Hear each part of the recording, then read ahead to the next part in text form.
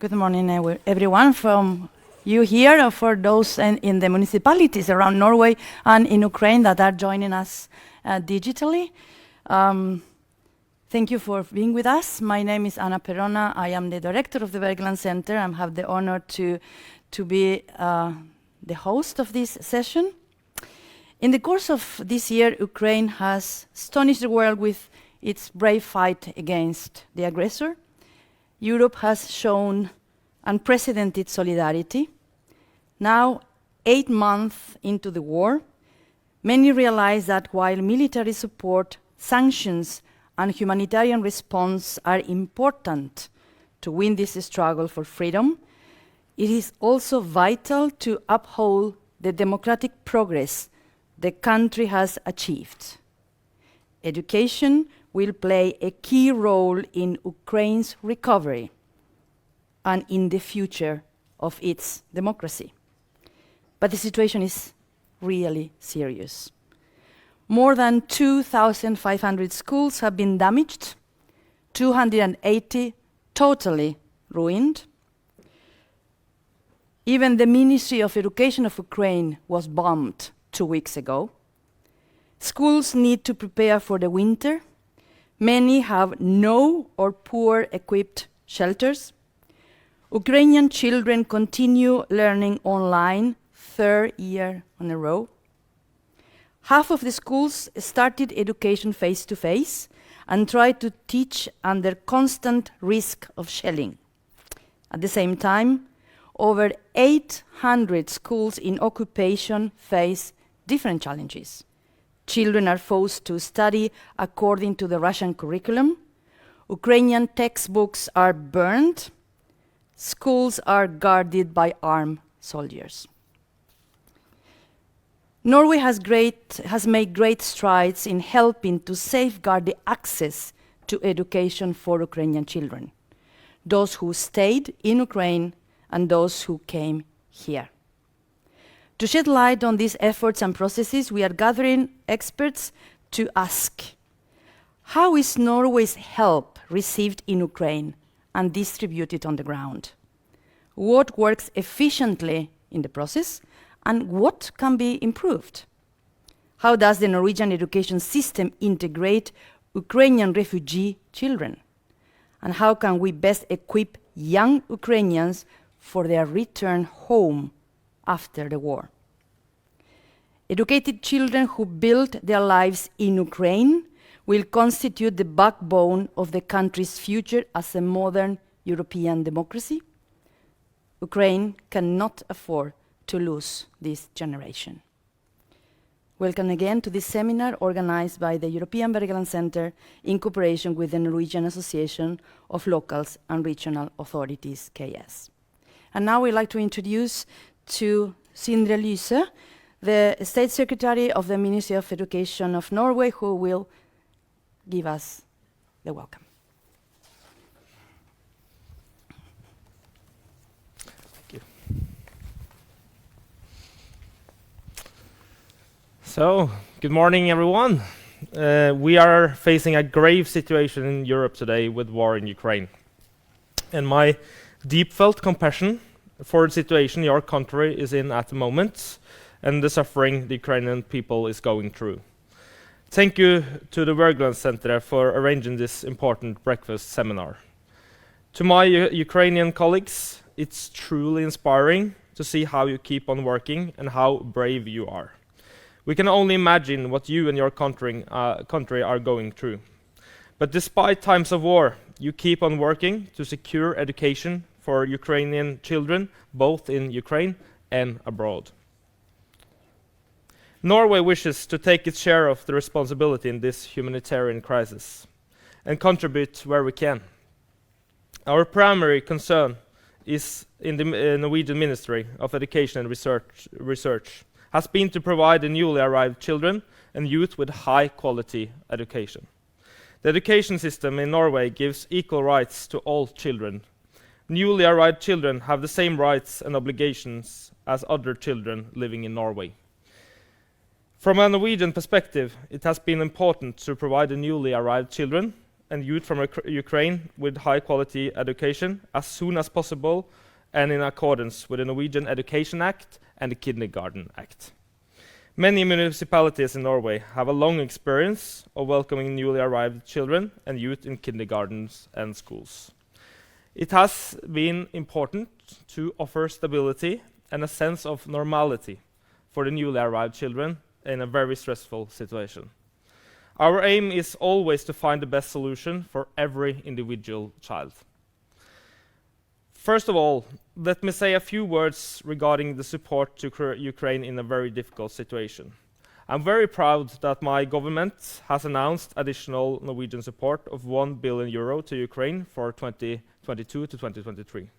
This will be used to provide weapons, humanitarian aid, budget support, and support for buying gas. Norway provides humanitarian aid to Save the Children and UNICEF, which among other efforts goes to education aid. The priority areas for Norwegian support so far have been arms support, humanitarian aid, and operational support for Ukrainian authorities. The operating support we provide through the World Bank helps to maintain public services, including schools, but it is primarily used to provide teacher salaries. Norway also provides funding to the European Wergeland Center, who are helping school authorities with organizing, for instance, digital teaching and integration of internally displaced into new schools. Thank you to the European Wergeland Center for this very important work. Until now, Norway received approximately 30,000 refugees from Ukraine. This includes 2,700 below 5 years old, 5,900 children under 15, and 1,800 between the ages 16 to 19 years old. It is vital for us to provide children and youth with the education they are entitled to, and therefore important that Ukrainians register and contact the local authorities in order for children to get registered and enrolled into kindergarten and schools. Kindergarten is voluntary and a right for children who have a lawful residence and been settled in a municipality. And the municipalities participating in our last survey report that more than half of the children from Ukraine under school age attend kindergarten. Some of these are still in reception centers or temporary settlements. Primary school is mandatory in Norway, and the municipalities in our survey report that a large majority attend primary school, and the vast majority within a month after their arrival. The municipalities report that the schools facilitate adapted language education for children and provide adapted Norwegian education. Some of the Ukrainian children has also received bilingual subject education and mother tongue education. In upper secondary schools, we do not have updated information now, but we know that many Ukrainian youth attends different programs too. We will work on improving the data quality about the situation, and we will continue to gather more information on the participation, possibilities, and challenges in the effort to give good quality care and education to newly arrived children from Ukraine and elsewhere. It is a challenge to get enough personnel and personnel with the right competencies when receiving many new children and youth from Ukraine.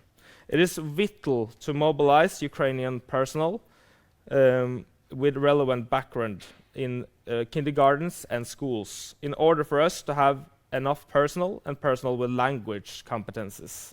The legislation opens up for exceptions, so it is possible for the municipalities to use refugees as personnel in kindergarten and schools. The government in Norway has initiated several measures in order to assist the municipalities in their work to provide good quality education for newly arrived children and youth from Ukraine. And the Directorate for Education and Training has updated all information and relevant guiding material, such as guide about introductory offers for language minority students. They have also developed information about the Norwegian school system for parents and students in several languages, including Ukrainian. The government has developed teaching material based upon the Norwegian curriculums. Much of the teaching material is now ready and available to the students. We also develop bilingual subject teaching online and digital solutions in Ukrainian language. From a Norwegian perspective, it has been important to provide the newly arrived children and youth from Ukraine with high quality education as soon as possible. We will continue to work to make sure the situation for the Ukrainian children and youth here in Norway is as good as possible. And this is a very stressful situation. To all of you, I would like to say thank you for working every day for the newly arrived Ukrainian children and youth. Your work is very important and you all make a difference. And lastly, to my Ukrainian colleagues, I would like to offer my deep felt sympathies in this heartbreaking situation. It has been inspiring to meet you and see how you keep on working despite the war in your home country. And we all wish that we will see the freedom win and that we again can see peace in Ukraine. I would like to say thank you so much for having me on this breakfast seminar.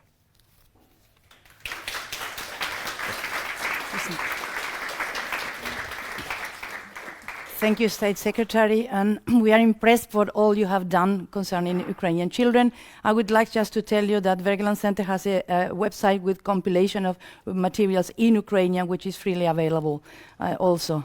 That might be a resource for you as well. And now we are moving to the first panel. We are going in the first panel, we are going to see how Norway can contribute to education in Ukraine. And in the second panel, we are going to see how we are doing integrating Ukrainian children in Norway. And we are going to bring school people and people from municipalities to discuss that. So please, could you come, my first panelist, to the stage. We will have here now today Anna Novosad coming from Ukraine. She's the head of Safe Education and the former Minister of Education of Ukraine until 2020. We have also Alexander Tretiak online. He is the city of the Ukrainian city of Rivne in western Ukraine. We have also Frude Lindvedt, the head of the Department for Local Democracy, European Politics and International Affairs at KS here in Norway. Nils Ole Fosshaug, a member of the Norwegian Parliament, member of the Foreign Affairs and Defense Committee, and my colleague Natalia Yeremetieva from Wergeland Center. So now we are going to see how we can best support Ukraine in Ukraine. Anna Novosad, your organization, Save it has been recently established, but you have been in education for many, many years, and the last position in the ministry was as a minister, but we met you before that when you were supporting the former ministry as one of the special advisors. So you know education from within. What are the main challenges you see now in Ukrainian education? Good morning, everyone. It's a pleasure to be invited again by Wergeland Center and again visit Norway. You've been a great partner to us, and I cannot overestimate your support that's been provided. I've been getting yesterday to Oslo, and there is this constant, in the flyget, this constant banner on how Norway welcomes Ukrainians and all the information for our refugees here, and it's really heartwarming. And just before I get to education, it's these last 2 weeks in every city in Ukraine have felt like 2 years, because of the again new wave of massive airstrikes of Russia all across the country. So as of 10th of October, every day we have around 70, 60 Russian missiles coming to bomb every city in Ukraine, including Kyiv. And when I look back at my life, like a year ago, in my wildest dreams, I would not imagine that living in Kyiv, there will be Iranian drone killers who will be hunting local citizens and bombing their houses, attacking infrastructure. That city of Mariupol, where we signed in 2019, I was minister back then, we signed the Safe School Declaration in that city. That city of 400,000 people no longer exists. Russian killed roughly 100,000 inhabitants. They are somewhere there in mass graves still, because obviously Ukraine doesn't have access to that city. I wouldn't imagine that my colleague, whom we were supposed to do a private school in Kyiv, he would be bombed in his house in Borodyanka by Russian military jets. It all seems like just one large nightmare. However, Ukraine is fighting back, but this war probably gets some sort of a mundane thing for the rest of the world, and we do not expect, of course, that everyone will be sympathetic every day, every minute, every second, and there is so much tragedy in this world that it's very hard to comprehend all this. However, I just want to stress that there is nothing that kind of makes the situation better. The war is still full scale. The war is still going on, and the war is getting more and more dirty, with Russia getting support from basically a new axis of evil, with Iran, with Syria, with North Korea. That are supplying Russia with missiles and drones that attack us every day. And our anti-missile can shut down only roughly 50% of missiles. So every day, roughly 50% of those, they still hit. So that's the reality we live in. However, a lot of us have very good arranged shelters by now, so it's fine. We can still spend there hour, half a day. But getting back to education. I first and foremost thing to mention is that there is no one one situation that will be universal for the whole country. There are very different territories. Some of them have been liberated, like Kyiv region, Chernihiv region, parts of Sumy region. This is north of Ukraine. They spent under Russian occupation roughly 4 or 5 weeks. And are now basically in recovery. These are those regions that do need not humanitarian assistance. However, like approaching winter, they also need a bit of humanitarian support as well, but it's mostly about recovery. Then we have a newly liberated parts of like Kharkiv region. These people spent in this massacre 6 months. And the scale of destruction and the scale of tragedy there is unfortunately not comparing even to those territories in the north of the country. So kids there, they basically, we are not even talking about access to education. We are talking about not access to warm clothes, to food, to electricity. There's just nothing. They spent half a year without water, without any basic needs that a human being might need. There is also occupied south that we do not have access to as a state. So there's basically little we can help to. And there are also regions where the IDPs live, to west of the country, but also cities like Dnipro or Poltava or north of Mykolaiv that still host a lot of IDPs. And the situation we are facing now is basically a mix of humanitarian needs, but also of immediate recovery needs. One thing to understand is that, yes, a lot of Ukrainians left, and many of them are residing here in Norway, I mean, kids. However, for instance, city of Chernihiv, where I work very kind of closely with, 80% of children are there, and that number is growing. Children in recently deoccupied Kharkiv territories, they had no chance to leave that region because they were occupied within an hour of invasion on 24th of February.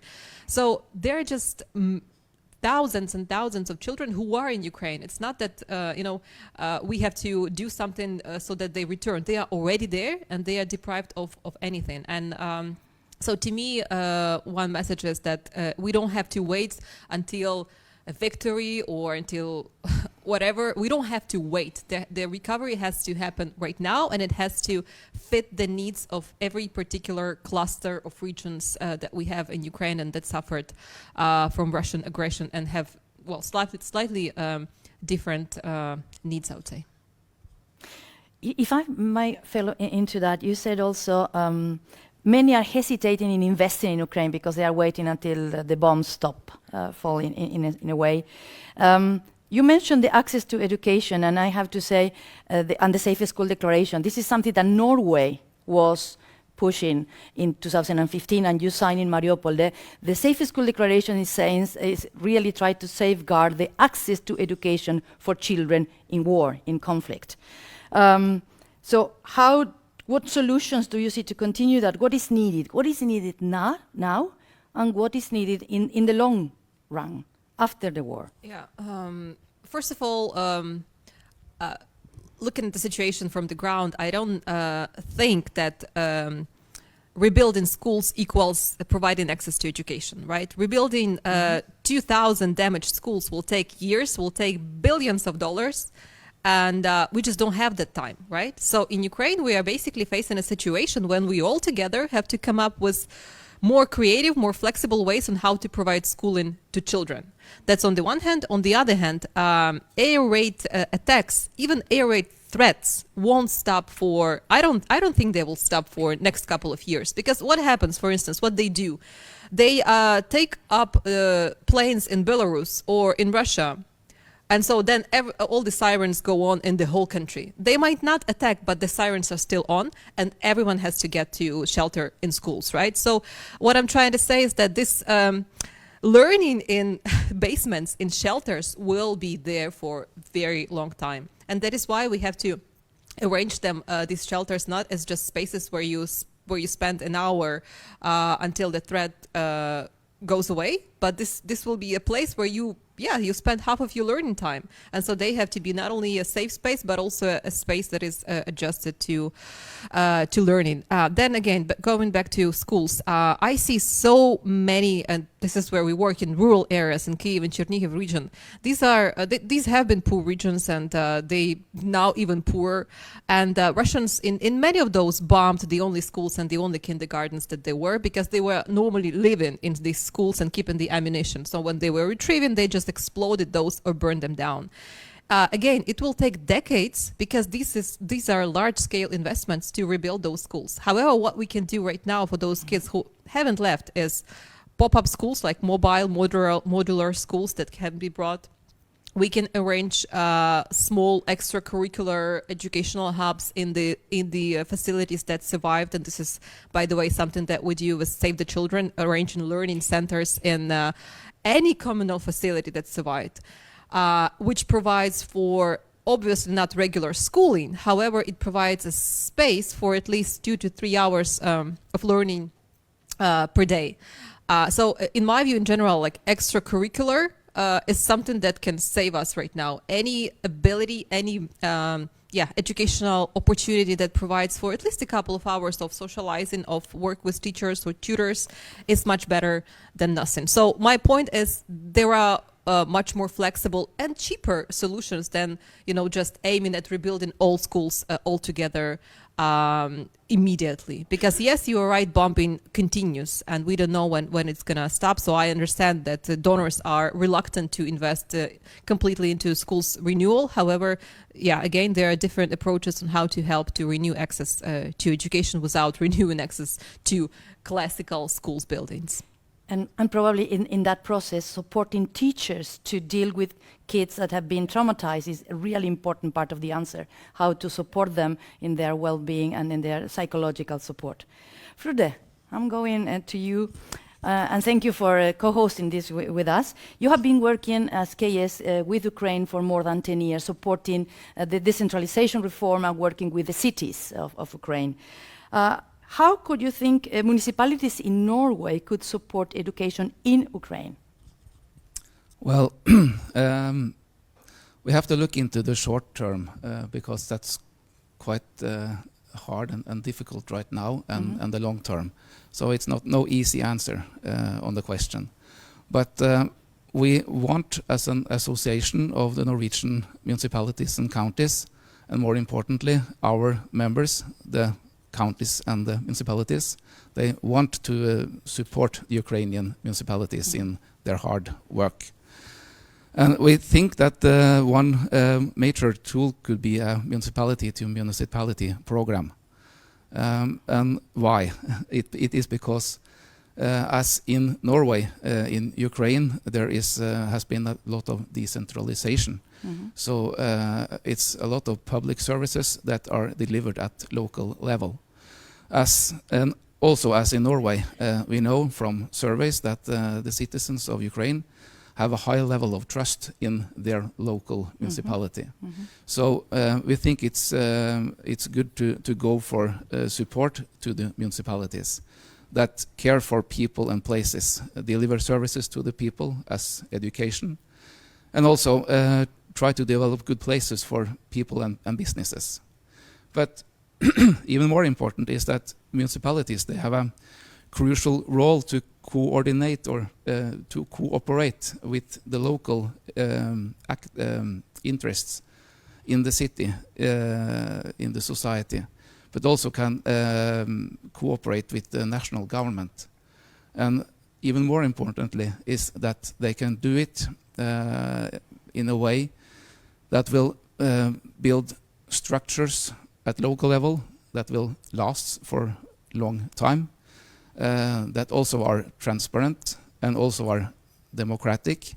And we know from quite a lot of research studies that democratic regimes without corruption are better to tackle crisis because the tough decisions will be legitimate for the citizen.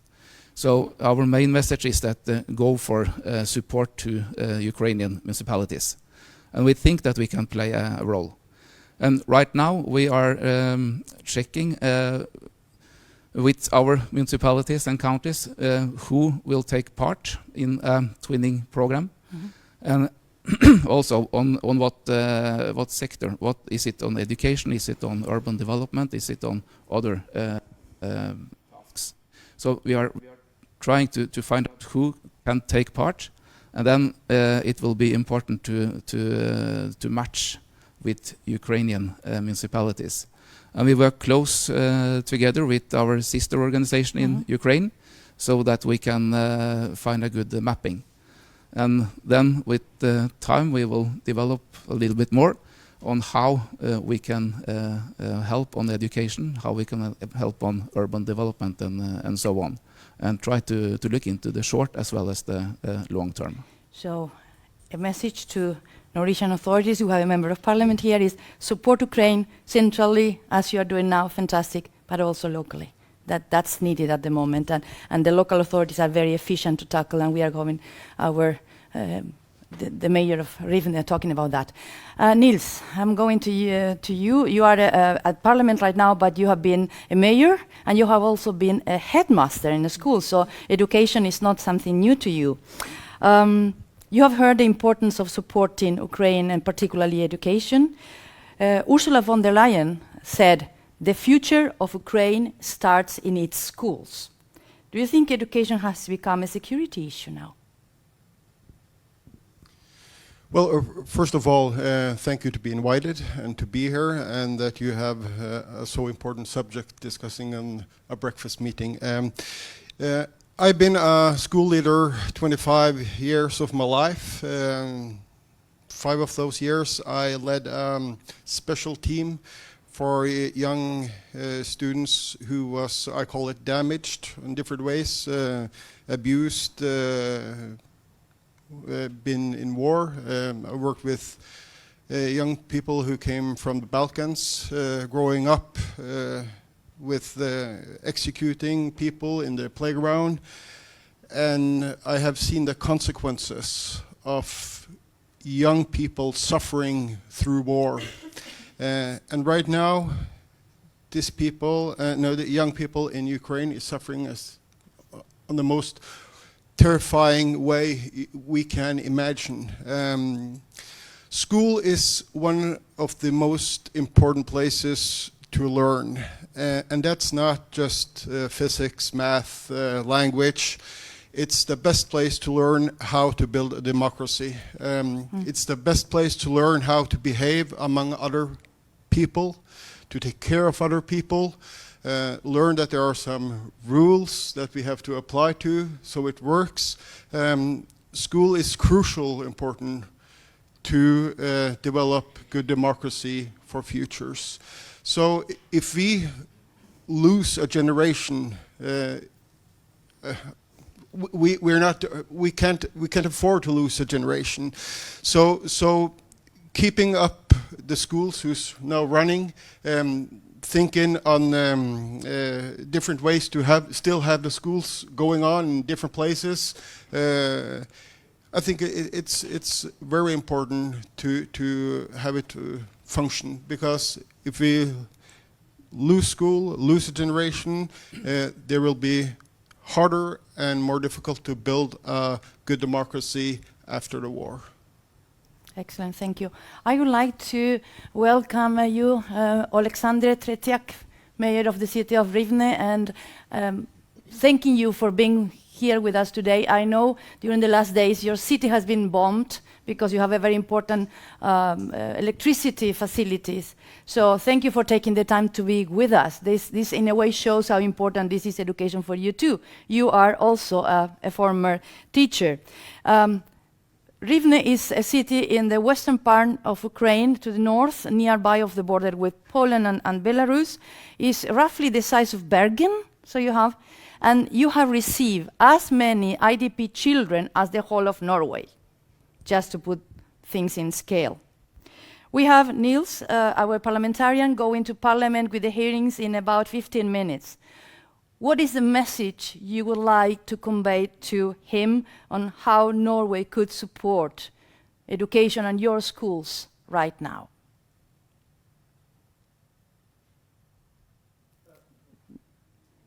Just a second, we are not hearing you. Hello, greetings from the city of Rivne. Nice to see all of you, and nice to hear from Mrs. Anna Novosad. Greetings from Rivne as well. And yes, you just mentioned about those things that happened in my city just a couple days ago. We were under the massive rockets and missile attack, and our city was under the attack of Russians, and we lost electricity, we lost many other communications. So that's why we are on the way of renewing right now. What I want to say, we are on the front line, no matter what part of Ukraine, western, central, or east of Ukraine, we are on front line of Europe and front line of our country. You know, you are speaking about future generation that should be educated in our schools. My city lost already 90 soldiers, 90 young people. Most of them, or average age of those who were killed at the different front lines of Ukraine, 25 years. This is a generation that was born during independence time. This is a generation that was raised in our schools, and they were so well educated. And when war started, by the calling of their hearts, they just went to front lines to protect their own country. So we see how important to raise up a generation with a very high values. Yeah, we are speaking now about democracy. We are speaking now about transparency. We are speaking now about a lot of things, but I'm happy that I can tell you much more about situation in my city from the ground. So right now, what situation we have? From the very start of full-scale invasion of Russia, from the February 2024, more than 8,000 children moved away from the city of Rivne to different European countries. Can you imagine 8,000 children? Right now, 4,000 children just returned back to home, but we still have 4,000 children just only from the city of Rivne who remain and still studying and still living in different European countries. Of course, big thanks and big gratefulness for the government of Norway, for the cities of your country who received our refugees and our children and help them in different ways. Right now, we have a mixed form of education, face-to-face and online education. Because of situation that cause a loss of electricity, we have no any electricity in many schools, and there is no any way to teach our children. So right now, I would love to say that as a mayor of the city, of the local municipality, we would love to ask you to build much more relation on local level. We need much more relation with local municipalities, city to city. We are ready and we are open to build a good relation between our cities. So, of course, in a long-term period, we need much more communication on central government, Ministry of Education of your country and Ministry of Education of Ukraine should have long-term programs, how to cooperate, how to build a good relation. But right now, we are facing a lot of issues and challenges. Right now, we are preparing for a very harsh winter time. Our cities, no matter what part of Ukraine, east or west, central part of Ukraine, the terrorist state, Russia, they want to bring a humanitarian collapse to our cities. So the main target for Russian missiles is a civilian and critical infrastructure objects. So they just bombing our electricity stations and want to bring just chaos and humanitarian collapse. So we are not speaking now about maybe some very high subjects. We're just speaking how to survive in this difficult time. As you know, winter is very hard season for Ukraine, and Russia wants to take out from us electricity, heating, water, gas, and everything. So right now our schools need such things as generators to provide and supply electricity in every school. Of course, we made the reconstruction before starting our educational year. We made a reconstruction of our bomb shelters in every school. We use city budget. We spent more than 75 million hryvnias to reconstruct all shelters. But this is not enough. We need much more help, and we need much more support from different governments and from different countries of Europe. So that's why I'm so grateful for this opportunity to speak to you and to make this appeal. We really need direct help, and we really need to build communication on the level city to city. Thank you, Alexander, and thank you. We are honored to that you take your time at this moment to talk to us and to really tell us what you need. Anna, shortly, Alexander is talking about the importance of working with the established local communities and the local actors, and I would assume that would be important also to continue working with those organizations who have been very long time in Ukraine as well, because time is of the essence. What would be the modalities of helping Ukraine at this moment, which are the most effective in your view? Yeah, so I think listening to Mayor of Rivne, the one thing that gets kind of very clear is that we have no time. We don't have months of large international players like ICRC, like UNICEF, like Save the Children, to follow all their rules, all their procedures of peaceful time to help us, maybe sometime in the future.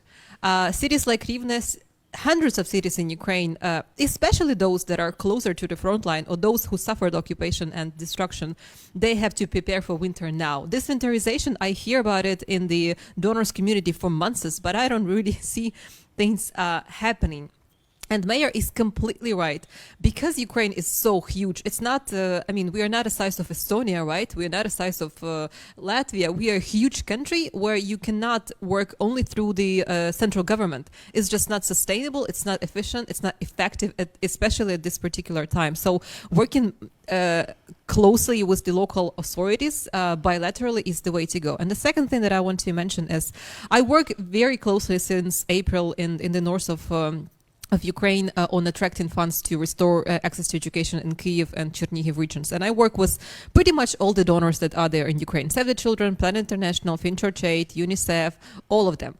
And what I can see, as Ukrainian, my very honest reaction is a huge disillusionment and huge disappointment at how things work. And I tell that to you because you pay, these are your taxpayers' funds, right? That goes to a lot of these organizations. And to me, it's very, very sad that it takes more than half a year for most of them to establish their nice offices, to rent nice houses for people who work for these countries, and then maybe start helping Ukrainians. I don't think this is something that your tax funds have to go to. And anyway, these organizations always work through the local partners. So first they spend like half a year to roll out the offices and then to look for local partners. So in my view, it just does make sense. If, for instance, Norway has Vigeland Center that has been there in Ukraine for many, many years, especially since the Revolution of Dignity in 2014. It's a partner who knows the situation on the ground very well, who doesn't have to spend months for needs assessments, for just, getting around the country, understanding that it's not, it's a very different situation than in the Middle East or in Africa. It's very different context, right? So I think relying on those organizations who have already been there, especially if these are your organizations, it just does make much more sense. Just to give you an example, I wouldn't name the organization. It's one of the large players in humanitarian development. We have started discussing replacing windows in Chernihiv schools with eco funds provided by the European Union in June. Last time I checked, those windows will be placed in spring. Because due to all lengthy procedures, due to tendering, things like that, we don't need those windows in spring because those schools will collapse after winter, right? So my urge is just to let's look together for the modalities that make this help that you provide, which we really value, but let's make your funds work faster for those aims that they are there for. Thank you. Thank you, Anna. And yes, Alexander, please. I fully agree with Mrs. Hanna, and of course we are trying to speak now very correctly and very diplomatically, but truly saying we have no any time, and we just need extremely right now the help, and we are let's say we're so tired to speak a lot about different kinds of help, but we really need it right now, immediately, and we are ready and open to cooperate. As a mayor, as a local municipality, we're quite open, we're quite ready, and we are quite resilient and flexible to work in the different ways to help for our children to get education and to be happy with this, because to live under the very everyday pressure of air raid sirens and to go to bomb shelter and spend there for 2, 3, and even 5 hours, this is not very comfortable. So thank you so much one more time, and thank you, Mrs. Hanna Novosad, for your position and everything you do. As a mayor and as a local municipality, we quite support you, and we are ready to co-work with everybody who wants to help for Ukraine, and especially for the city of Rivne. Thank you so much. Thank you. And my last the question before you leave, Niels, because you need to leave in 5 minutes. Yesterday, I had the chance to be at the hearing of the Committee of Foreign Affairs, and my urge was not to get more funds, was just to put education as a priority for Norway in supporting Ukraine, because it's not yet there. So I hope that we could really convince you that this is a priority. You have heard what Alexander said, Anna, and so on.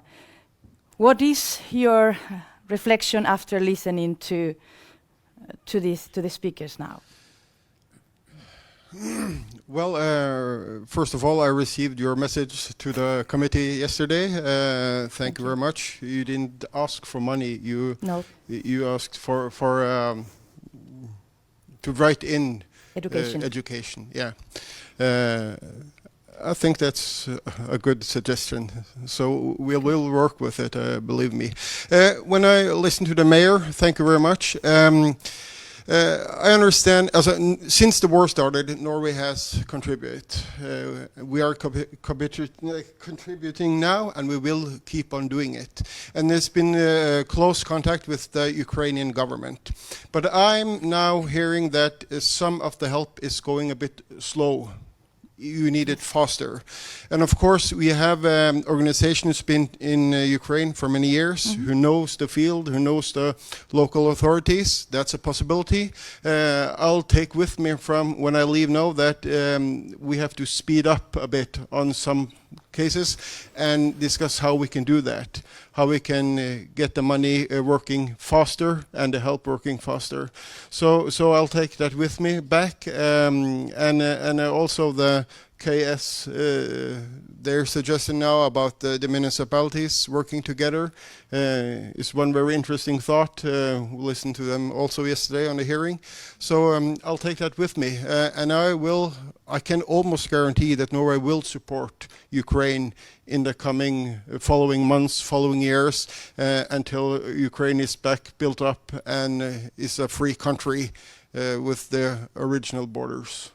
Of 1991. Yep. Thank you for that. I would like to reassure you that all of us working in Ukraine for many years, KS, Wergeland, and many others, we are more than ready to support, to assist, and to get things moving, because it's absolutely essential. Our overview, I have to say before I leave, the war in Ukraine now, every hour, every day, Ukrainian soldiers are dying, Ukrainian civilians are dying, and they are fighting our fight for democracy, for a world that's rule-based, and we have to support that. Right now, the Ukrainians are dying for Europe, for us. And if we forget that and start to think about just ourselves, it's going to be a disaster. Yeah. Thank you. I'm sorry I have to leave. Thank you. Now I would like to come back to you, Natalia, my colleague. We have been working in Ukraine for more than 10 years in the Schools for Democracy project, together with the Ministry of Education. Then I would like to ask you, how important is education with human lives are at stake? And what is the role schools are playing in Ukraine right now? That's a really important question. Thank you so much, Anna. Well, first of all, I would like to mention that education does not stop when the war starts. And we have seen that on the example of Ukraine. Ukraine is not the only one. That's more or less true for most of the countries experiencing war. But at the same time, the situation in Ukraine is quite unique when we saw how fast Ukrainians came back on track. Just under 3 weeks after the full-scale invasion, the education was at the level more or less as Ukraine had during the Corona times. At the same time, we also saw what's happening at the occupied territories of Ukraine when the Russian army comes in, and education is the first thing they target, not establishing their administration, not doing other things, but implementing their own learning plans. So education is at the forefront in any way, serving or destroying democracy? Well, we have been monitoring closely at the Ukrainian program at the European Berkland Center what's happening with schools. We are in direct contact with teachers, school principals. We have lots of actors we cooperate with, and we've noticed from the very beginning that schools stand rather strong in Ukraine. And then we were really lacking knowledge about that. That's why we launched this research project as a part of our program, as a part of our emergency response package, where we wanted to know more about the changing roles of schools since the war has started. And then we conducted 30 in-depth interviews with the teachers, school principals, and high school children, and 3 focus groups to find out more. And what we found out is that, well, that was not a surprise for us, but we got evidence that this is really how it's happening now. That this traditional role of school as we know it, as an educational space, it's still there, but school plays many other functions and has many other roles. And this is extremely important now during the wartime, and this also shows to us how democracy is in practice. So out of a sudden, there's 4 very important functions the school started playing, being, for example, humanitarian hubs in the communities, in the municipalities, with lots of volunteering activities gathered there, with the help to the internally displaced persons, and all kinds of volunteering activities. This is like schools becoming centers for civic resistance, helping Ukrainian army in many ways, gathering donations, making food and sending it to the soldiers, buying things necessary for the army. Well, being a space for therapeutical help in a way, MHPSS in practice, mental health and psychosocial support, out of a sudden helping internally displaced, providing activities for children, just like Anna mentioned, integration, socialization activities. And finally, what we have seen, and schools have become the centers of communities. So we come to the local level. We see how it really functions. We see these horizontal ties getting stronger. We see that the social statuses of many actors there in the field, they start changing. People start cooperating in a completely different way. And this is all gathered around schools. And now we see how important it is to support this movement, this democratic development.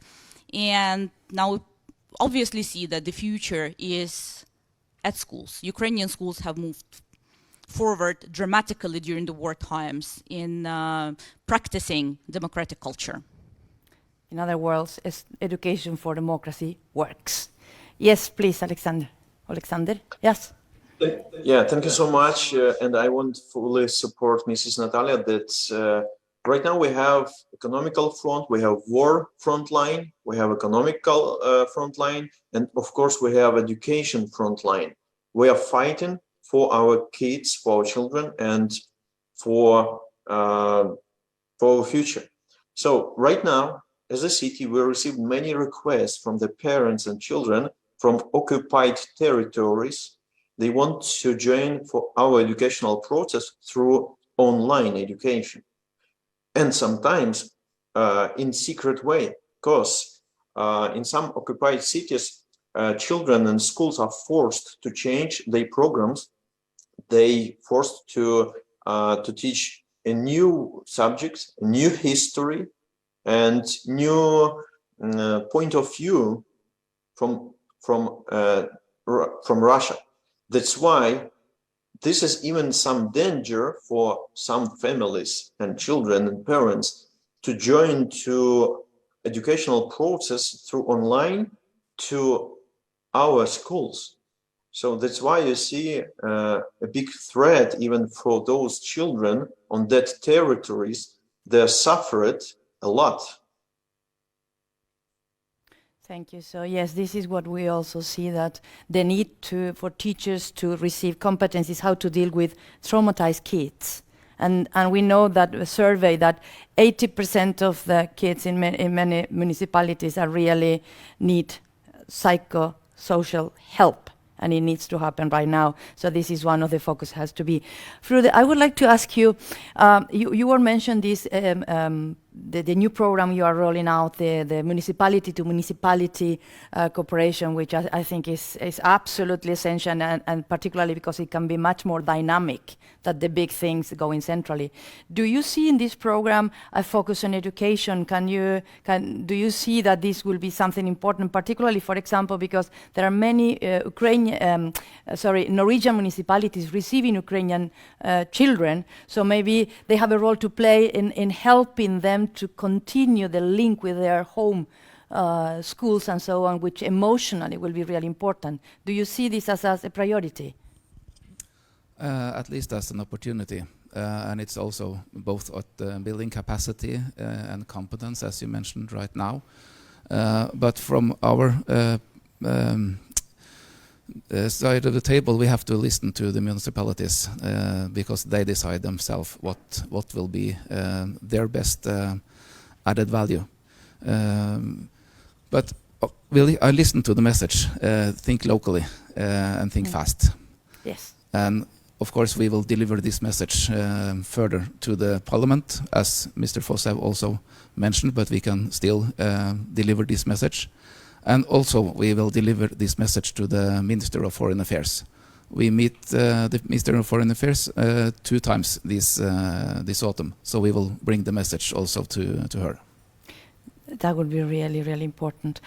In the research you mentioned, Natalia, we have also asked group of children, 14 years old. We have asked them because we wanted to listen their voice. What do they think it is important at this moment in time with all the things they are going through? Tell us a bit what they say was one of the most important things for them, because this is important on what we are going to focus in the future.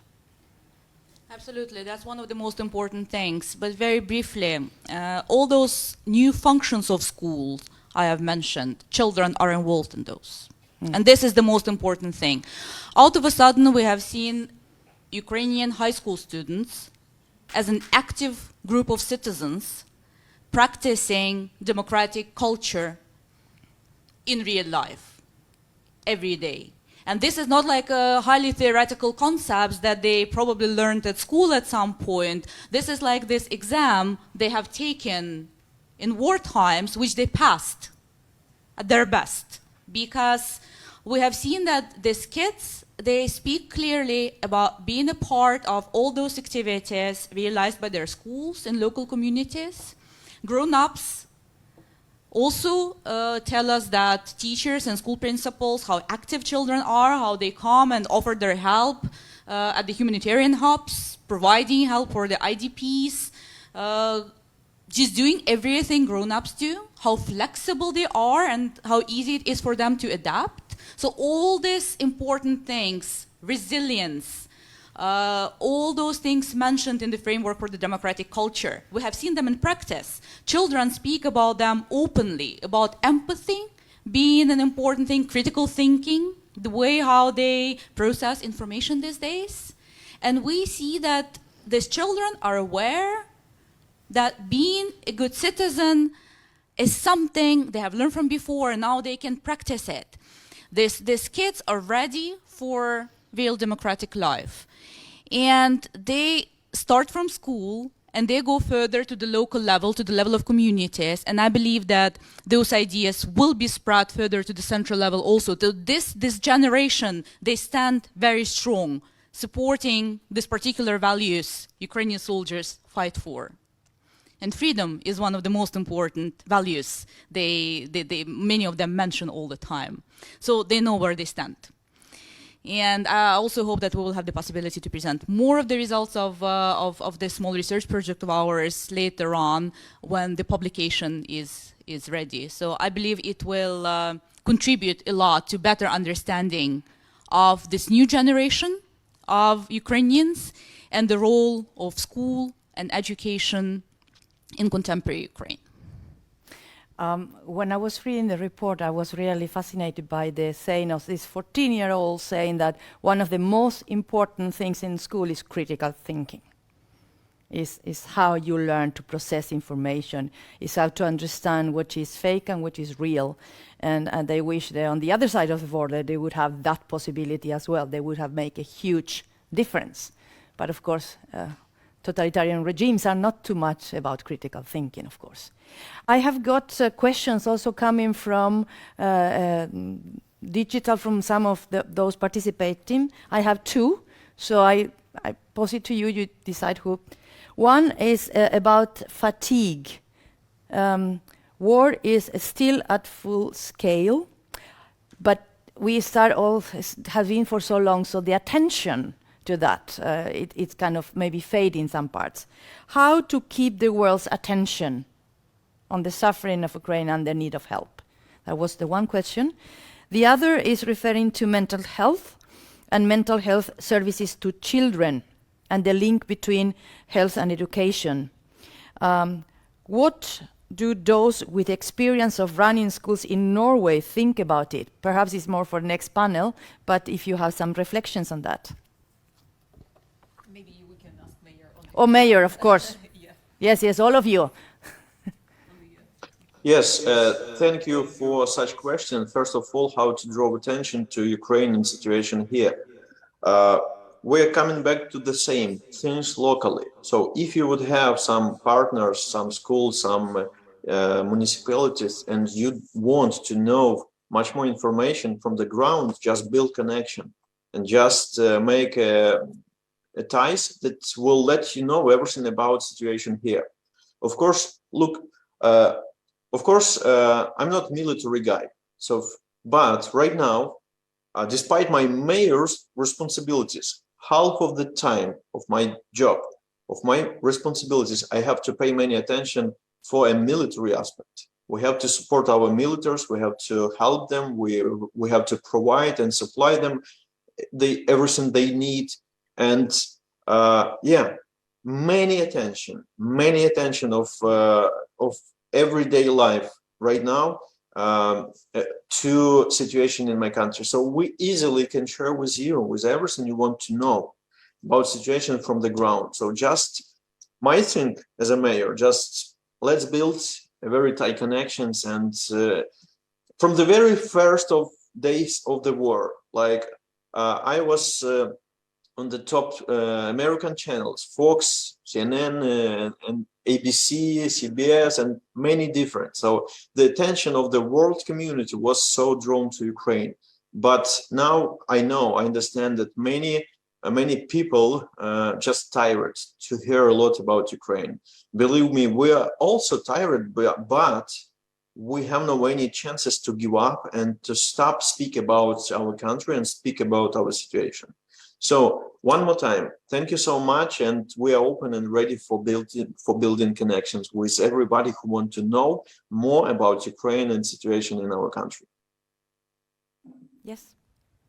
I'll just follow up on the fatigue question. You know, human beings are nicely wired in a way that kind of your whole body and brain does not allow you to be constantly worried about something. You just cannot process all the tragedy that is unfolding there in your life, in the world. And, you know, like me even living in Kyiv, I just realized by now that I get so blunt to some things just because I don't know how to live through, how to digest everything that happens with us. And probably that's a protective mechanism, right, of us as human beings. That is why having fatigue for foreigners is pretty normal and pretty expected, right? However, if we zoom out a bit and we look at what's happening in the world and look a bit back, for instance, it's Syria. I think if there was justice for Russians, there was justice for other players who bombed Palmyra, right, who destroyed Aleppo, and who are now destroying the same, completely the same way our cities. Maybe there will be something different. If we look at what's happening in China with Xi having been crowned as emperor this week, right? To me, it gives a bit of chill, because if Russia wins in Ukraine, and which won't happen, but if we imagine that, if Russia wins in Ukraine, then China has open door to do whatever it wants to the territories that neighbor in that country. So we're kind of facing this huge black hole on the world scale, right? That was there back then in 1930s, and which the world allowed to open in 1938, allowing to invade Czechoslovakia. So I think that fatigue really goes away when you look at the larger picture and how war in Ukraine and potential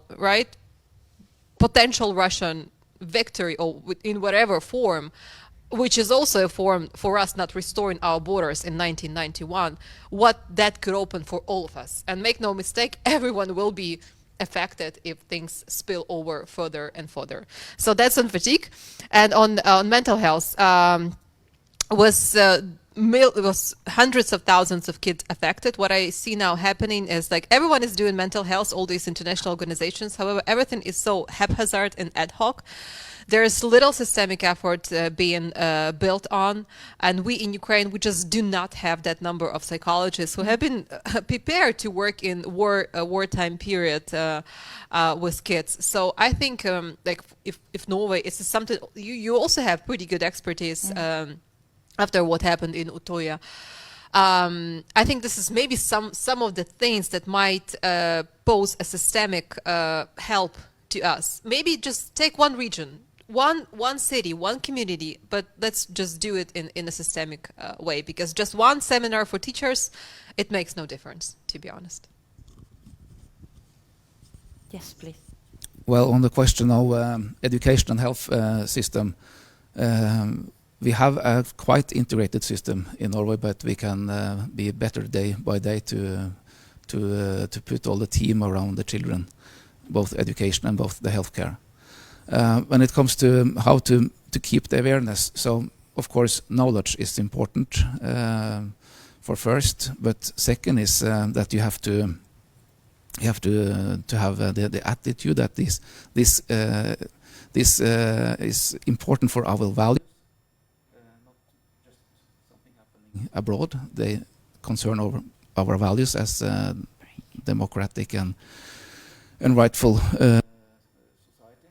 But and we'll also add that it has to do with acting. That if you do something with your practical life, then you also will also be awareness on what's happening. So I think that when more municipalities, the ones who work in municipality and the citizens in the municipalities are engaging in practical work, it also will help keeping the awareness of what's going on. Thank you very much to all of you. And the time we need to move to our next panel because we have more people waiting. So thank you so much. Thank you, Alexander, for joining us and for this really, really interesting discussion. And thank you.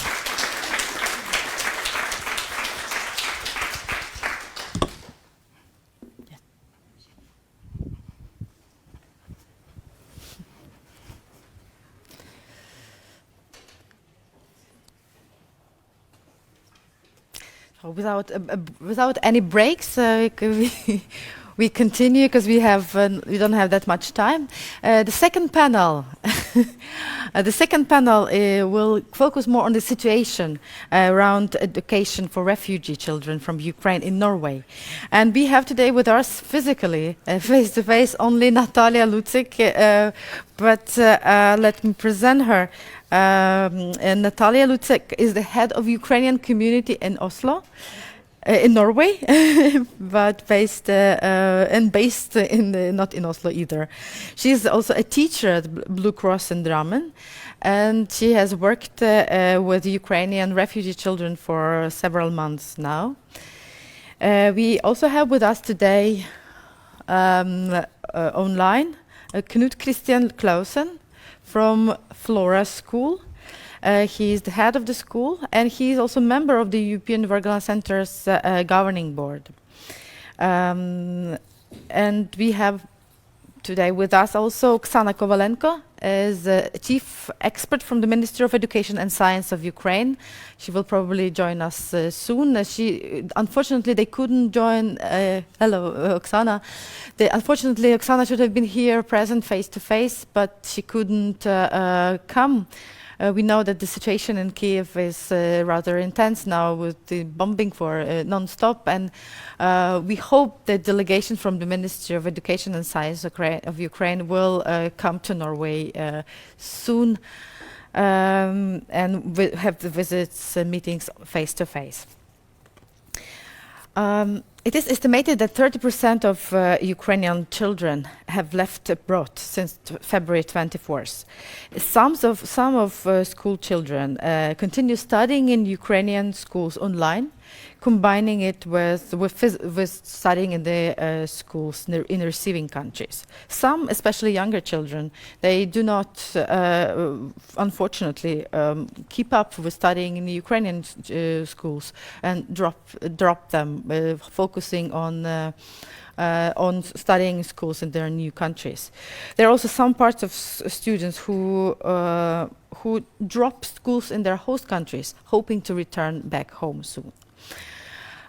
Norway has received over 30,000 Ukrainian refugees since 7 months. And last week, for example, Jonas Gahr Støre said that Norwegian municipalities have done a tremendous work in integrating Ukrainian refugees, including also in schools, and thanked the municipalities for their efforts. Today, we will discuss how Ukrainian school children adapt in the Norwegian education system, and about the possibilities for their return back from Norway after the war. We have today two speakers online and Natalia with us in person. I will probably start from Knut Christian Clausen. Knut, you are a member of the governing board of the European Wergeland Center. And you have been watching us working with the Ukrainian schools and teachers since the start of the war. What do you believe Norwegian or other international organizations can learn from this experience of the first months of the war, and how other organizations also tackled it? Well, thank you for the opportunity to contribute to this discussion. There are obviously large-scale problems and smaller-scale problems. This is my approach is that of giving an assessment on how we have integrated Ukrainian children into Norwegian schools. But as a EWC board member, I think that what this has shown us is that, firstly, the importance of educations. We have experienced that schools, kids, teachers, language, and curriculums are under attack in Ukraine. So helping refugee children with access to education is important, and it is also our duty. Also, the online teaching and Ukraine's own support for Ukrainian refugees, both within its borders and abroad, deserves respect and support.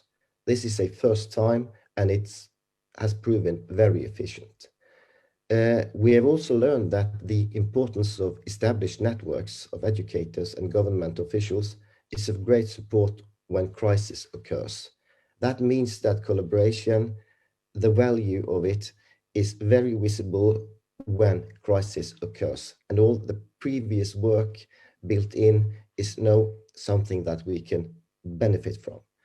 The Wergeland Center had a focus on safety of their partners, and shortly after, the center also started sharing their expertise on Ukraine with other governments and other partners, which again shows the value of the work that the center had put in recent years.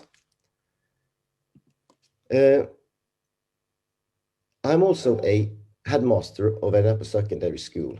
It is in the west of Norway. It's in a quite small place. It's a community of 12,000 people. We are hosts to Ukrainian refugees in primary school. There are 30. In upper secondary school, there are 20. And so far the experience is that Ukraine unites hearts, which also is the gift our Ukrainian students has given us. If we move to a larger picture, the experience from schools in Vestland region is that there is a positive drive in welcoming Ukrainian students at all levels. There was a very quick national and regional response with funding classes, laptops, etc. There is, although, a slight change in the way the students from Ukraine between the ages 16 and 19 are approaching this. Because in spring 2022, many students, they were following or completing school years in Ukraine while attending specific Norwegian language training. We offer them, of course, access to laptops, Wi-Fi's, and so forth. But already in autumn 2022, it looks like most of them are deciding on following a Norwegian curriculum. What kind of challenges do you believe were you faced most? Because we see that there are a lot of Ukrainian children that you had to take into your school. Well, it's a language issue, of course, but that borders on the larger question on, is it integrating into a new educational system, or should we be giving support for them to rejoin a Ukrainian education system at a larger time, at a later time? Because they are very stressed, they are although they are hardworking, mature and interested, they are in a sad situation as refugees. But the short-term solution has proven already to be that they are trying to integrate into a Norwegian curriculum and following a path to complete upper secondary with the aim of university studies in Norway. So that's the track they are on so far, in my experience. If I could finish off this part, and I think that the war in Ukraine differs from other refugee situations because, first of all, there has been an offer on online education. Secondly, what happened is that children and students were fast-tracked into Norwegian schools. That is a fast-tracked thing. But integrating into a school system as qualifications and language skills is a long-term effort. So I think also now, as we have seen, that the schools are a target of the aggressor. So I think to counter this, letting refugees keep ties with Ukrainian schools is a contribution to a long-term effort to a sustainable education system in Ukraine. But that leads to the closing argument is that if we look at fast rejoining into Ukrainian school systems, there are at least some different perspectives. That could be seen as an individual arrangement between the student and the school in Ukraine, a sort of an extra activity for the student, or one could offer a more systematic model approach where there is some form of agreements or guidelines that can be used more universally by refugee students. Facilitating as allowing time and access to room and equipment, that is manageable at a school level, but adding curricular content or teaching specific subjects to facilitate rejoining cannot be decided on a local level. And this requires considerations relating to the Education Act in Norway. But if we accept that there is an educational frontline, then we need to consider new approaches as to how and what facilitating for fast rejoining could be. Thank you, Knut. You touched upon many interesting and important issues here, and we know that that Ukrainian authorities are pretty much concerned about the return of Ukrainian children back to Ukraine whenever they decide or after the war. And thank you for these reflections on what can be done and what kind of cooperation is needed to do that. We go back to Natalia now, and would like to ask you, you are working with Ukrainian children, both in a Norwegian school and a Saturday Ukrainian school, as a volunteer. And you meet many children, you see what they face, especially now when you newly arrived. How different is the Norwegian school for them? How do they feel? What's the difference? How they experience the education in their new country? When it comes to the Ukrainian newcomers, we have to, the children, we need to keep in mind that they spent months of insecurity. They do not know the ending point, which municipality they will get, which country they will end up in. They have just maybe one backpack and the life that they haven't chosen actively, the parents or the soldiers, Russian soldiers have done the choice for them. And all this contributes to the uncertainty, how much they need to integrate, how much they need to live into the Norwegian education system, because they do not know when they are supposed to go back.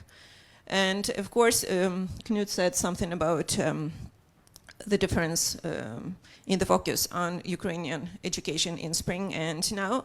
I think it is an illusion. My experience is that the difference is that in the spring, when the war just escalated, and due to Corona times, Ukrainian schools were prepared to continue on online educating, and that's why it was easy for refugees, whenever they were, to simply fit into the same classroom, their own teachers, and follow education just the same hours, maybe a couple of hours of difference. That's why they could really focus on following Ukrainian educational system from abroad. What we see now is that from 8 to 1 or 10, for example, the pupils go to the Norwegian schools, but in the evenings and in the weekends, it is now the parents, the mothers, grandparents who stand for educating. And this is actually, it's not, to be honest, it's not their own choice. I would give this message to the Ukrainian education system. What we hear is that the Ukrainian education system still doesn't know how to take those pupils back. They do not know, there are some rumors of being tested. You need to reassure the teachers that you have went through the educational system, the Ukrainian curriculum that the rest of the class followed, for example, in order to go back to your own friends. It seems that Ukraine might say that you will not be placed in the form according to your age, but according to your academic level. And of course, we understand that in Norway, the focus, at least the first year, is on simply learning the language. You cannot show you cannot show all of the academic skills without having the local language. So that is why it is a twofold problem. The insecurity brings the necessity to keep in mind the Ukrainian curriculum and Ukrainian system, because they know most of them will come back, but at the same time they need to focus on getting some stable and calm life in Norway, finding friends, finding peace, and trying to integrate into the Norwegian society. Thank you, Natalia. While you were addressing the Ukrainian authorities and Minister of Education and Science of Ukraine, we have now Oksana who have joined us, and I would like to turn the question to you, Oksana. First of all,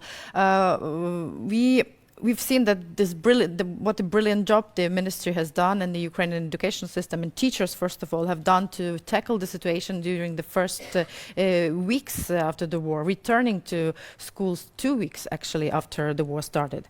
And we've seen that how quickly schools had to accommodate and to replan and organize the start of the new school year. Amazing job, and many are also amazed at the level of teachers' motivation to continue to work under these circumstances. But we also face that so many Ukrainian children and teachers are now abroad, and Natalia has just shared some concerns with us with regard to their future probable return back home. How do you in the ministry follow up the children that are studying now currently in other countries? Thank you very much for inviting me to this to participate in this seminar. It's very important for us, for the Ministry of Education and Science of Ukraine, to have a connection with the different countries and to understand this situation, to see the situation, to follow this situation, connected with our children. That is the most important thing, is to understand how we can help them, we can help them to enroll the educational process connected with the Ukrainian curriculums. Ministry of Education and Science, we created a new web page in our website, Ukrainian Education in Emergency. We tried to predict the most important questions which could arise from parents, from students, from state authority governments of the different countries, and we placed there, I think, the whole information connected how to organize and how to continue education process connected with the Ukrainian curriculum for children who are staying abroad. And I quite agree with my previous colleagues that there are different options for short-term staying children and their parents abroad and long-term staying. It depends from parents how long they will stay there, and we could propose different options for them. These options are different because and they are described in our website, in this web page, Ukrainian Education in Emergency. We prepared such leaflets. How I think that this leaflet could help our students, their parents, and ministries of education in different countries. But the most important things is that we would like to see all our children here in Ukraine after the acute phase of the war. I think so. We are expecting them, and we are trying to help our students not to lose ties with the Ukrainian system of education. They could, we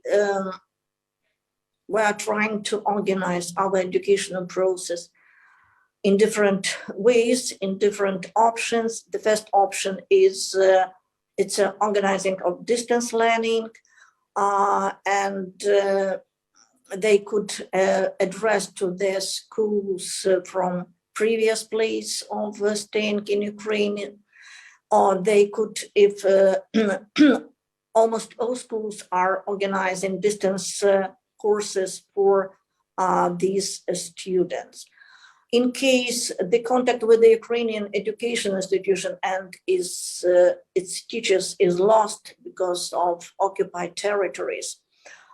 Ukrainian children, their parents are recommended to contact their educational authority of their community, city or region, or any region or community or city in Ukraine.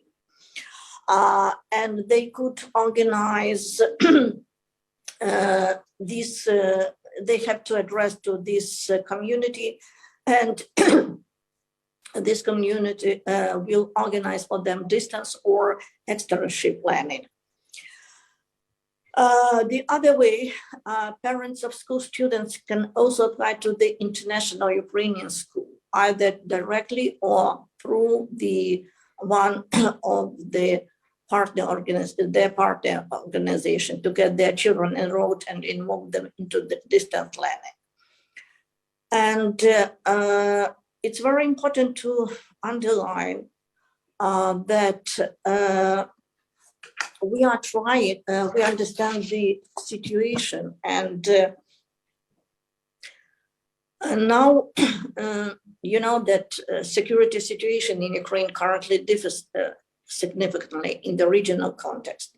So educational policy has to be flexible enough, and we are trying to do it flexible in considering groups of policy beneficiaries and levels of education. And one of the priority tasks for the ministry is returning and reintegration of Ukrainian students back into the Ukrainian system of education. Ministry of Education and Science of Ukraine are working together with the Cambridge Partnership for Education and other partners to support Ukrainian children who are currently seeking refuge in other countries, as well as other ways to support the Ukrainian educational system reform. In August, we started a joint four-part program to tackle crisis in education now and beyond. It includes developing planning maps of education in host countries. It helps to understand the similarity and differences of each curriculum, Ukrainian and the other countries' curriculum where students are staying. Then helping record learning for each child. It means that we will be trying to understand the level of each students in hosting country, and then to help to understand the level in from this subject in Ukraine. Providing consistent teacher support, we have to train our teachers and to give them information about different systems of education in different countries, and to help them to understand how they could record all these marks, evaluation, how they could evaluate their students according to the Ukrainian standards, and long-term support with the return and reintegration of Ukrainian students back into the Ukrainian system, and possible strengthening of the system in terms of international comparability and resilience. This project is very important for us because it will help us to reintegrate our students who are staying abroad for now, and after returning to Ukraine. Yes, I quite agree that the most important thing and the most, maybe the biggest problem is connected with the languages. Different countries are trying to solve this problem in different way. Some of them are organizing summer camps or different courses, language courses. Some of them are organizing connecting classes for students just to help them with the languages. But we know that our students have to attend schools where in the host countries. it's very important and for these countries and for students as well. They have to attend it, but we are trying to connect them with the Ukrainian school, with the Ukrainian curriculums via attending them such courses as Ukrainian language and literature, history of Ukraine, geography of Ukraine, and not to lose the ties and connection with the Ukraine. But all the other subjects, we will be trying to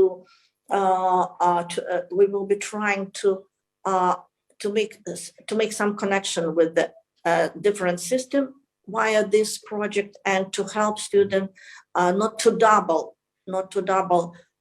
this knowledge by attending, let us say, lessons of math in Norway or France or Germany or Poland, and the same lessons in Ukrainian schools.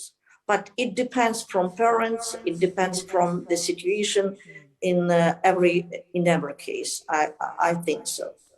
Thank you. You've really outlined really good efforts that you are taking in order to plan reintegration in the future, and you described interesting projects. And I would like to make point of it as a project you mentioned about the mapping gaps in the curricula between different countries and Ukraine.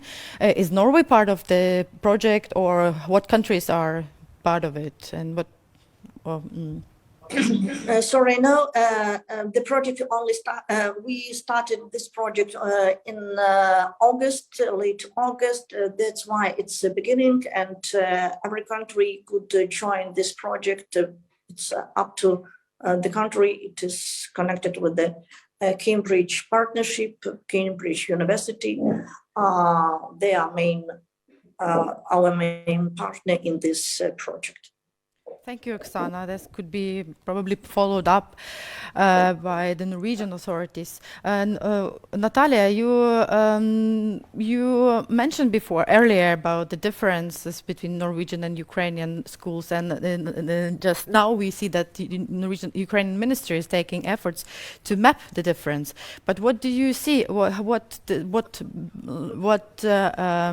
What luggage or what experience the Ukrainian refugees will bring back home from studying in Norway? What new practices they will bring? And many now in Ukraine say that Ukrainian children are now put in the systems, the educational systems. Ukraine is still trying to build the new Ukrainian school. I would like to first refer to the points that were mentioned by Mrs. Oksana, because I'm not sure what is the style of this conference, but I feel that I need to argue with the approach Ukraine is taking when it comes to keeping up or holding Ukrainian students, Ukrainian pupils in the Ukrainian system. They do not live in Ukraine. Let them educate, let them get a foreign education and then reintegrate into the Ukrainian system. Let them think, let the parents and the children think about the Ukrainian system maybe a month before coming back, because we do not know the time perspective. Are we speaking about 1 month, 2 months? Then it is quite sustainable to follow 2 curricula. If you're speaking about 2-3 years, who knows? Everything is possible, and maybe it's more realistic. Then it's simply mentally impossible to make those pupils follow 2 educational systems. I have heard that you make some booklets, you arrange, you teach. Or you prepare your own teachers to follow. You have connections with the other countries that need to get to know the Ukrainian system, compare which subjects coincide, and those who do not coincide in the curriculums, those need to be taken as a part-time activity. We need to think about children as individuals who need to develop in different directions. They have let's say 7 hours per day focusing on school, and the rest of the time should be sports, should be friends, should be hobbies. We cannot expect them to work and work and work and focus on the knowledge all the time. When it comes to the difference, I can speak about the Norwegian education system. I am working here, if I'm not mistaken, 14 years. And what I see strikes the parents as the most uncomfortable and unusual is that Norway, for example, I'm not sure of the other countries, but Norway, for example, doesn't have any grades. We do not use any numbers on students up until the 8th grade. I work in Eknes Junior High School near Drammen, and we are one of very few schools who actually do not use any grades in the 8th, 10th grade either. Norway, the difference in the focus in the education system is that Norway focuses on competences, on skills, on the abilities more than factual knowledge. Facts and information is something that is seen upon as available all the time. It is somewhere. You simply need to know the tools, how to approach it, how to analyze it, break it into pieces, create something new. You simply need to know how to work with the information, but the information is there. The knowledge is on the internet, for example, and so on. What we in Norway teach students, and we teach it both to Norwegian students and the Ukrainians as well, is the competences, is the ability to use, to know how to apply our knowledges and skills. We are preparing them for being the future society members. They will start working on positions that probably do not yet exist. We do not know what kind of a society we will have, what kind of technology we will have in 10 years. And that's why it's important not necessarily to know the dates, facts, and so on, but to know how to apply it, how to use my abilities. That is why you need to. Ukraine has a great educational system. Ukraine, in comparison to Norway, for example, believes that a child is a swamp that can gather as much as water, for example, as it is put. Norway is maybe more careful when it comes to giving too much knowledge at a younger age, so this is where I see the difference. But at the same time, Ukraine needs to trust that the educational systems in other countries are as good as Ukrainian. They prepare as good future members of society as Ukraine does, and that when the Ukrainian children come back, they will be the ambassadors of those lifestyles, of those values. And let them reintegrate into the Ukrainian system, but let them think of it a couple of months before they plan on going back. Do not pressure 2 educational systems or 1.5 educational system on kids who suffer from, as I said, it's a lot that is going on. There's a lot they need to process, and education should not be the main focus of their existence. Thank you, Natalia. Knut, you were probably meeting much older students in your school, and who probably combined 2 schools because of this insecurity that Natalia mentioned, that probably will come back and entering the Ukrainian universities as well. But do you see this fatigue? Do you see that children are exhausted, or how do they manage to combine? We experience a certain degree of fatigue, obviously. So the drive for finishing off education in Ukraine last spring is not there. It might be because of the reasons that Natalia mentions, but I think it's important to follow up on what Oksana describes. She describes that there are several ways of facilitating a fast rejoining. Also, the Norwegian school system is very consistent within its own limits of legislation. so that there is not much freedom on a local level to make adjustments. But what I think would benefit the Ukrainian refugees a lot is if there could be some dialogue to clear out these different options on how to keep in touch with a Ukrainian education system, because it's hard for us locally to advise, and it also is impossible for us locally to differ from national curriculums and the Education Act in Norway. So if there is to be any intermediate solutions, then there has to be a decision on a national level. But that would be the first time that one would assess these problems in that way. Otherwise, there has always been integrating into a new system and following the competences and the subjects of that particular curriculum in that particular nation. Thank you, Knut. Oksana, do you have anything to add or to reflect on the question? Thank you very much. I quite agree with the Knut that it might be decision of parents what to do. They have got different options. They could follow strictly the curriculum, Ukrainian curriculum. They could organize externship and to receive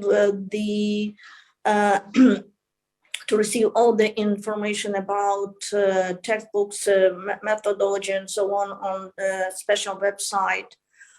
They could enter to the International Ukrainian School and to receive their certificate.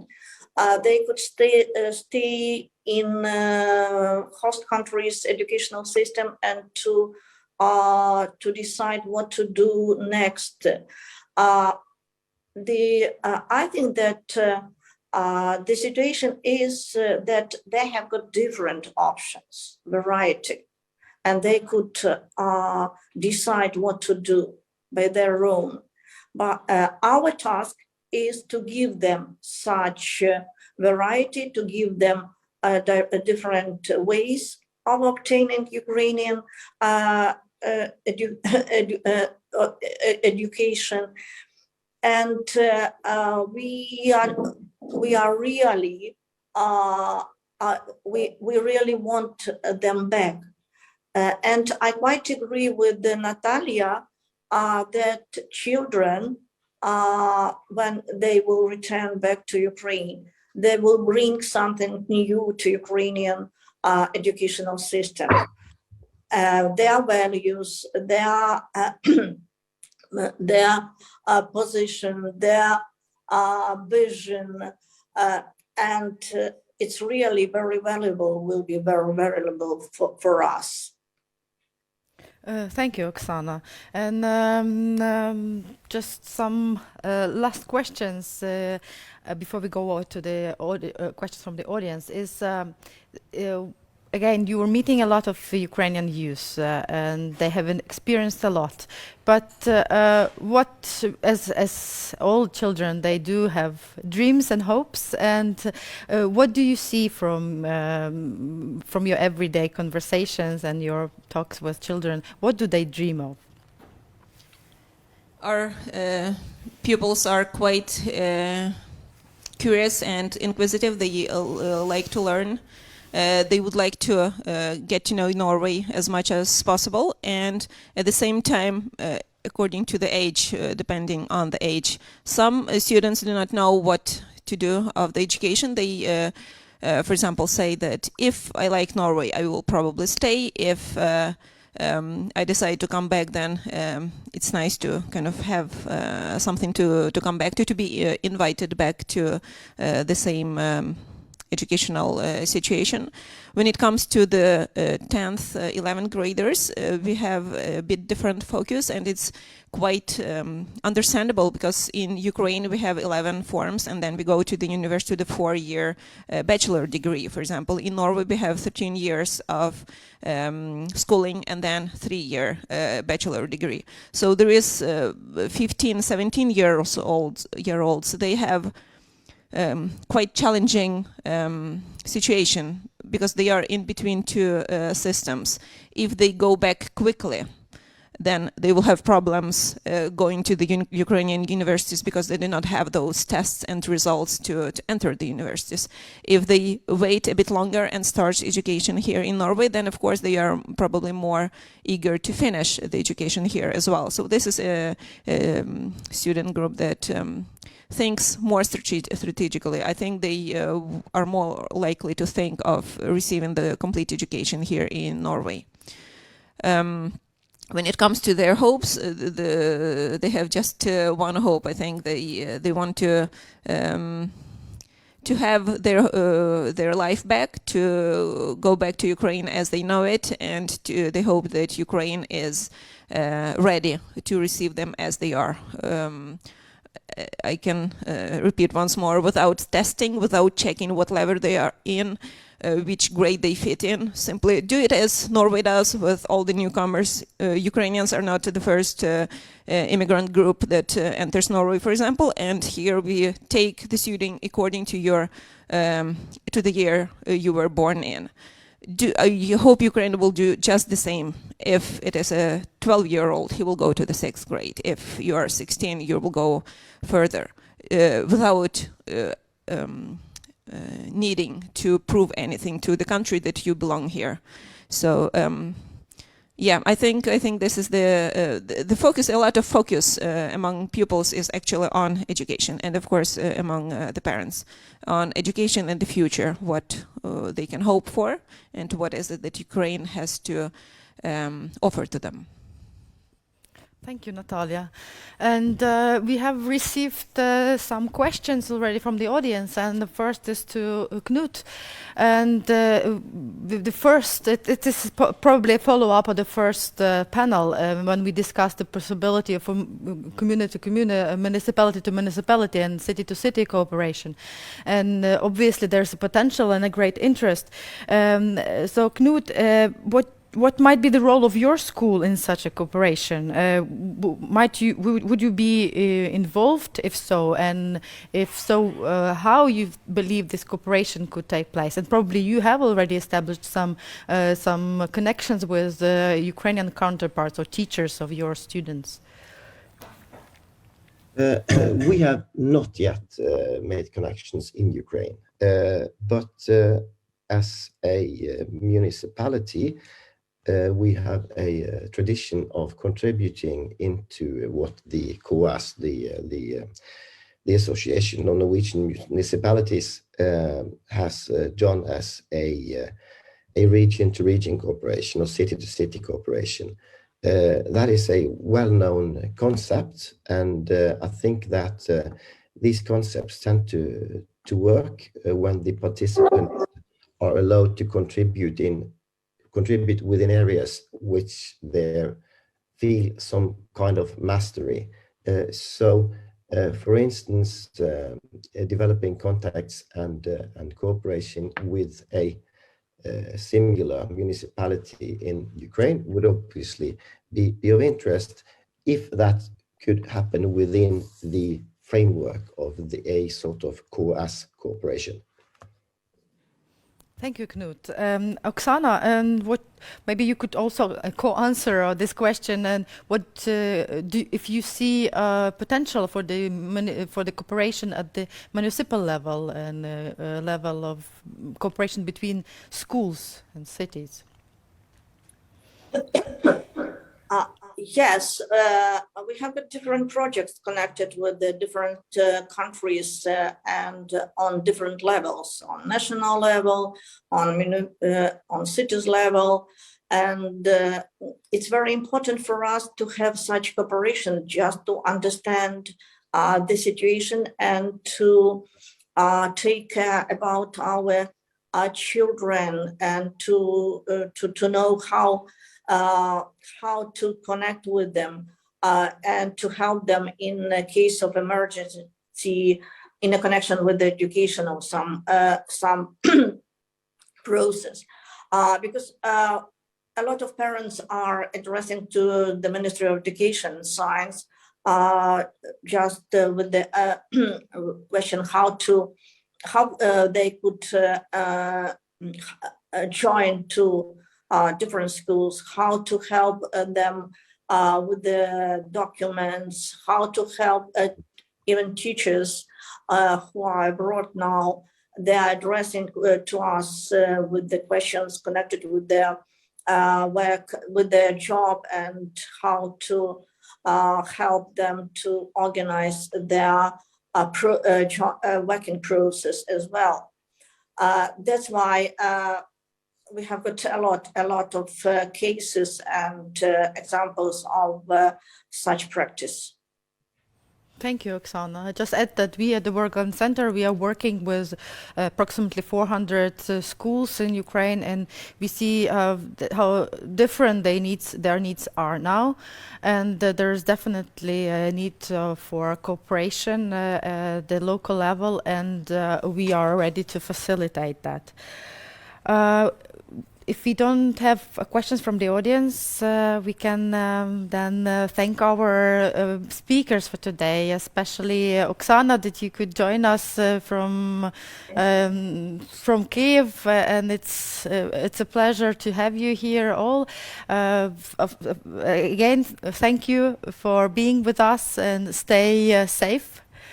And Knut, thank you also for receiving and for taking care of the Ukrainian children and your and other refugee children in your school. And Natalia, thank you as well for coming in person and sharing your experience with us. Thank you. Thank you.